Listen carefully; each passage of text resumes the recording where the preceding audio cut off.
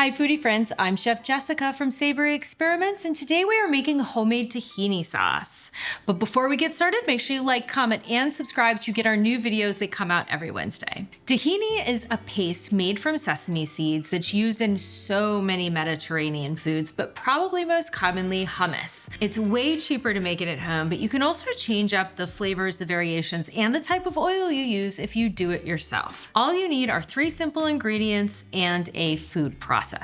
Let's get started. The first thing you need is obviously sesame seeds. Sesame seeds themselves can actually be pretty expensive. I have a tip for you. Make sure you go to Walmart or Costco, and these little bags are way cheaper than buying them in the glass bottles. And this is about 1/3 of a cup. So to make my recipe for 2 full cups, you're going to need about 6 of these. They come in these little bags. They have expiration dates on the back, and this is super important. Sesame seeds are one of those things that does go rancid. As soon as you open it up, it'll smell a little bit sour. It will not smell like delicious sesame bread or hummus. You'll know immediately. I've gone ahead and toasted my sesame seeds. You want to put them in a single-ish layer on a parchment-lined rimmed baking sheet at 375 degrees for 8 to 10 minutes.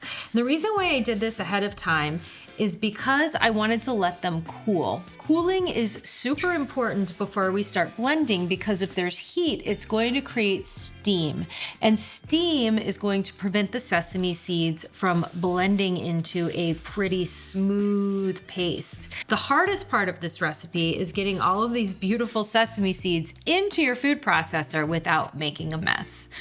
Watch me try. Toasted sesame seeds are going to provide a lot more robust, smoky flavor than plain white. You can also switch it up and use black sesame seeds for a unique flavor. Okay, so if you jumped out off of my tray, that's bound to happen.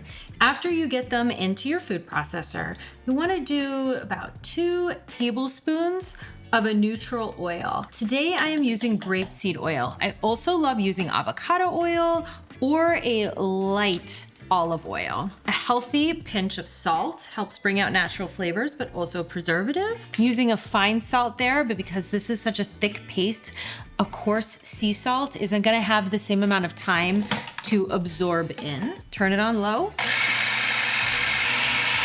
If you find that your sesame seeds aren't blending into a paste, go ahead and add a little bit more oil. Sesame seeds naturally have oil in them, sesame oil, but they're gonna vary from seed to seed just like everything else.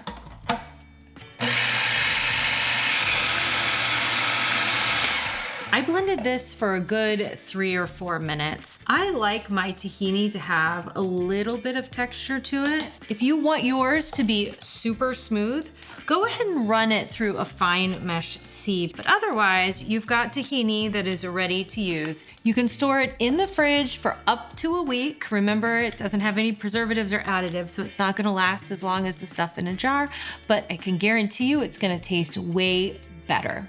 From my kitchen to yours, have a fabulous day.